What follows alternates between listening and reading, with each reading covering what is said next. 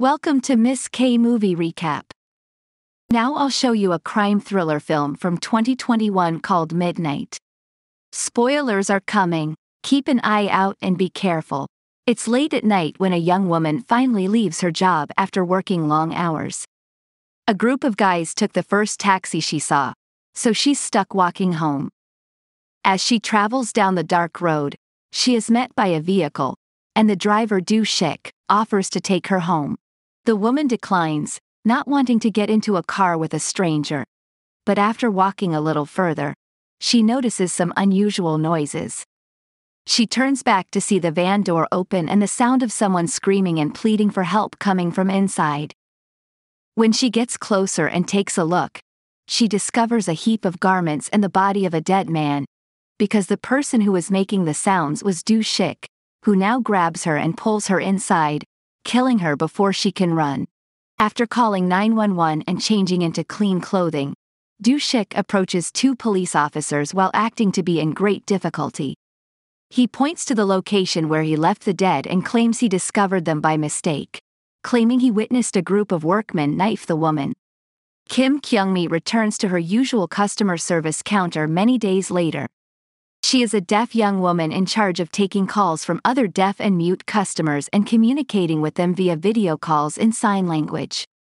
However, much like in regular customer service, some clients are unpleasant and call her names and give her the finger. Following work, she attends a company dinner despite being unable to participate in the discourse. All of the guys at the table take advantage of her deafness to speak rudely and inappropriately about her. But they don't realize she can read the lips, so she signs back many different insults that they misinterpret as compliments.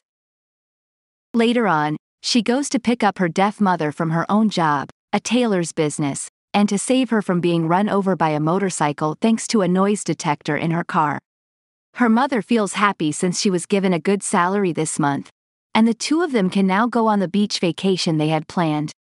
So-Jung is getting ready to go out in another part of the city, but her brother, security guard Jong Tak, has been overprotective since their parents' deaths, so he disputes with her over what outfits she should wear and what time she can return home.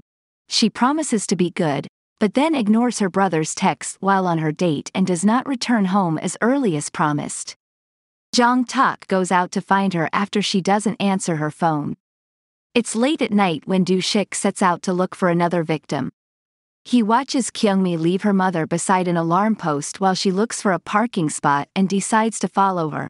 But So-Jung comes at the same time, going down the same street. So Do-sik chooses what she will do instead. He runs and leaps on her, hiding since Kyeong-mi's mother is walking in the opposite direction and cannot hear anything.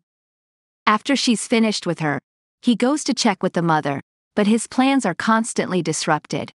First, Jong Tak swings by to ask the mother if he's seen his sister, departing after receiving a negative response, and then Kyeong-mi returns from the parking lot. On her way to meet her mother, she notices a white sneaker appear from a dark alley, as well as someone shouting out for help, though she cannot hear them. After a second shoe falls out, Kyeong-mi decides to walk down the alley and discovers a crying, bleeding So-Jung requesting help. Do-sik enters with an axe and rushes on Kyeong-mi, threatening to kill her, but So-Jung knocks him away, allowing Kyeong-mi the opportunity to escape. Kyeong-mi returns to the street, and when she sees her mother, she decides to turn around the other way to protect her. She returns to the parking area and hides among the cars before reaching the back door with a creaky doorknob. Do-sik hears the noise and rushes after her, but Kyeong-mi unlocks the gate just in time. The door has barriers on the other side, so she can't fully open it, but there's enough space for a petite girl like her to pass through while leaving a larger man like Do-sik behind. Kyeong-mi returns to her car and phones her mother to tell her to wait for her by the alarm. But just after she rings up, Do-sik appears in the back seat with a knife in his hand. He orders her to drive, but instead of bringing him out of the building, she drives fast to the wall, stopping just before they collide and taking advantage of the opportunity to run away. Another running chase follows, and Kyeong-mi makes it to his mother before Do-sik can catch him. However, because Kyeong-mi pushes the alarm, Do-sik is unable to reach the woman, so he retreats to his van as they wait for the police to arrive. After hiding So-Jung's body, disguises himself as a businessman and approaches the woman with a carefree attitude. Kyeong-mi does not identify him because the killer has been wearing a mask and cap, so when this man claims to be searching for his sister, Kyeong-mi believes him. When the cops come, she is just about to take him down the dark alley. However, the officer finds the alley empty. Kyeong-mi requests access to the security cameras, but the security officer in the parking lot explains that they have been switched off by kids who hang out there to smoke. The three of them are transported to the station so that they can file an appropriate report. In the elevator, Do-sik keeps staring at the weapons in his bag before glancing at the women, which Kyeong-mi's mother notices because he no longer feels sad. To protect his cover, he takes out a black phone from his bag and tells them he's relieved to have received a message from his sister, indicating that the body was not hers. Kyeong-mi has just ended her statement. However, the officer cannot accomplish much without a body or a physical description of the killer. Do-sik wants to help, but the cop chastises him for interrupting other people's comments. And an angry man sleeping on a nearby couch takes advantage of the opportunity to insult him as well. Do-sik sees this as a chance and walks to the water cooler.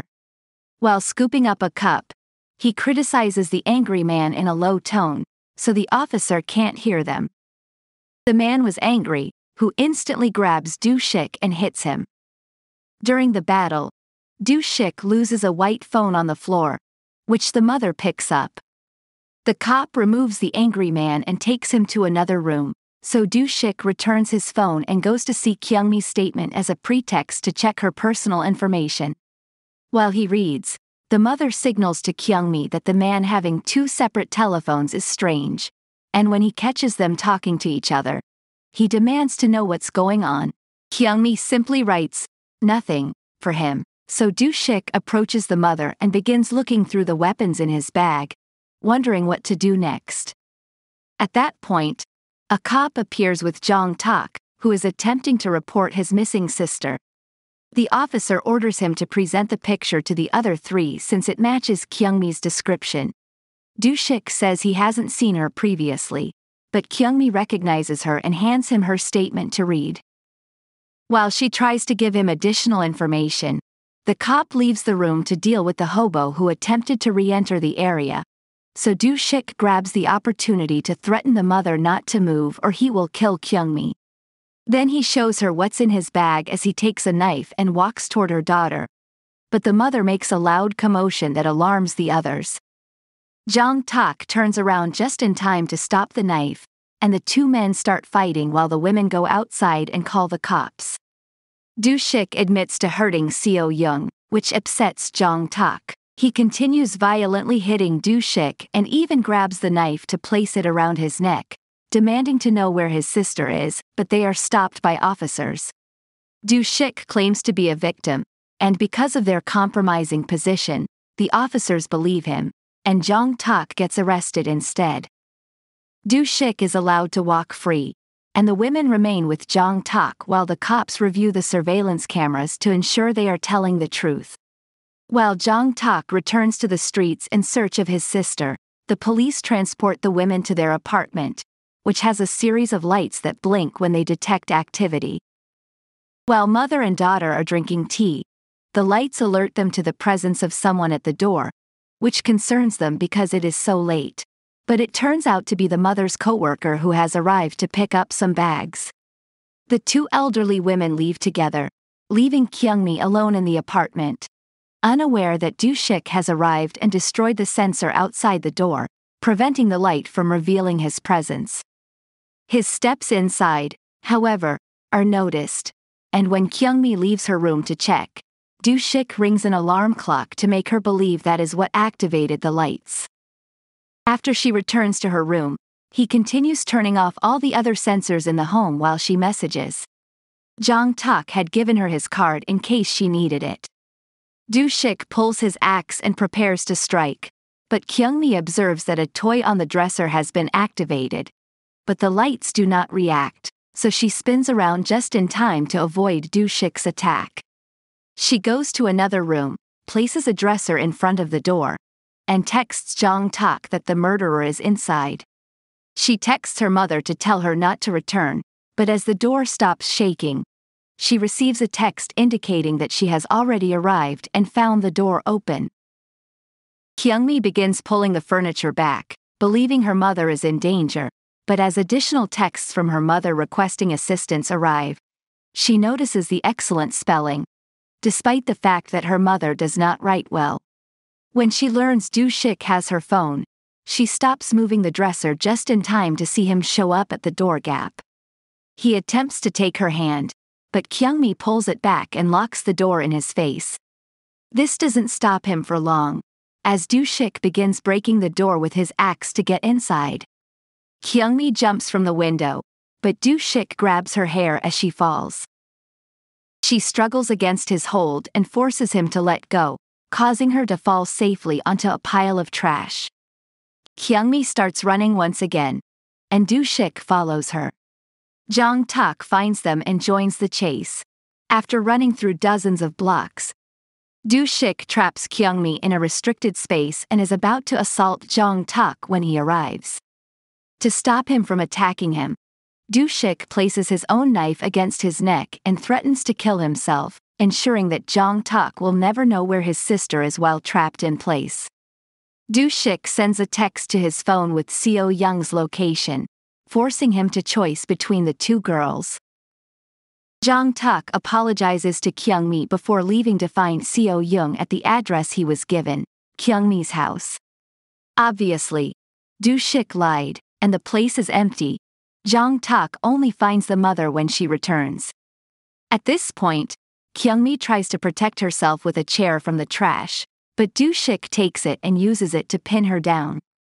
While he uses the phone to call Jong Tak a bad person for leaving her there, Kyeong-mi gets some dirt and throws it at Do-sik's face, trying to distract him enough to get him to leave her and start running again.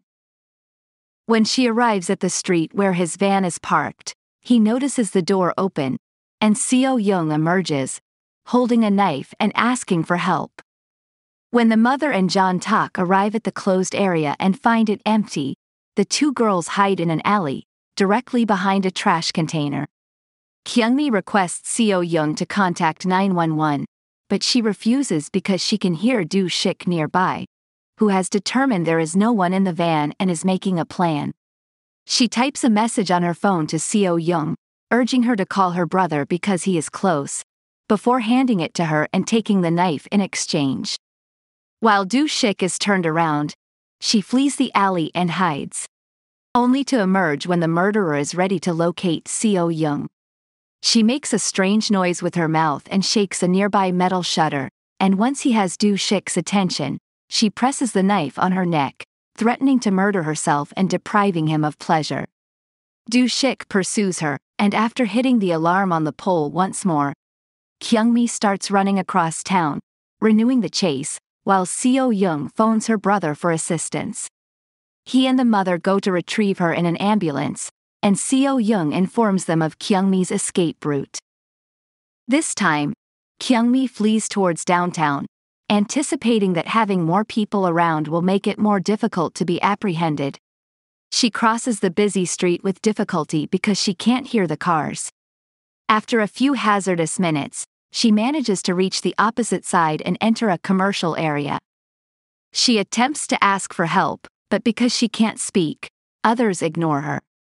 Do-sik is approaching, so she has no choice but to draw the knife to defend herself, causing everyone to back away in a circle around them. A man in the crowd attempts to contact the policeman, but Do-sik stops him by stating that it's her sister, who has problems, and the officers will scare her into injuring herself. Kyeong-mi utilizes this opportunity as a distraction to flee the area. A moment later, however, the police find her and return her to Do-sik, believing the sister's account. They also return the knife. When they leave, Kyeong-mi begins crying, and with the little sounds she can make, she pleads with her not to kill him because she still has so much to do. Do-sik takes her to a nearby alley to avoid public attention. Despite her efforts to persuade her, he prepares to stab her. Thankfully, Jong Tak arrives and stops him just in time. The two men begin fighting, and Jong Tak grabs Do-sik's neck and chokes him. He lets go when he passes out and goes to check on Kyeong-mi, informing her that So-Jung is safe in the hospital and her mother is nearby. He is suddenly stopped by Do-sik, who simply pretended to pass out and is now beating Jong Tak with empty bottles and other items of rubbish. Kyeong-mi convinces him to stop by taking up the knife, so Do-sik decides to leave the alley and pursue the mother instead. He finds her in the heart of the commercial area and walks toward her, urging her to follow him into a dark alley, but Kyeong-mi notices them and pursues him with her knife in hand. Do-sik mocks her since she failed to stab him and instead injured his hand. Regardless, this was part of the plan. She placed the knife in his hands and stabbed herself, making it appear as if it was him. The group of people takes a step back, effectively believing the trick and not listening to him when he claims it wasn't him. The police arrive and shoot at the air as a warning, but Do-sik refuses to stop moving, so they shoot him in the body several times. This is still insufficient, especially since Kyeong-mi encourages Do-sik by giving him the finger. However, just as Do-sik is ready to attempt again, Jong Tak arrives and tackles him to the ground, where he dies. Many days later, Kyeong-mi and her mom go to the beach to enjoy their ideal vacation. So-Jung and Jong Tak join them, and after showing them how they've been learning sign language, the four of them take a picture together. Thank you so much for watching. Please don't forget to like and subscribe for supporting my channel.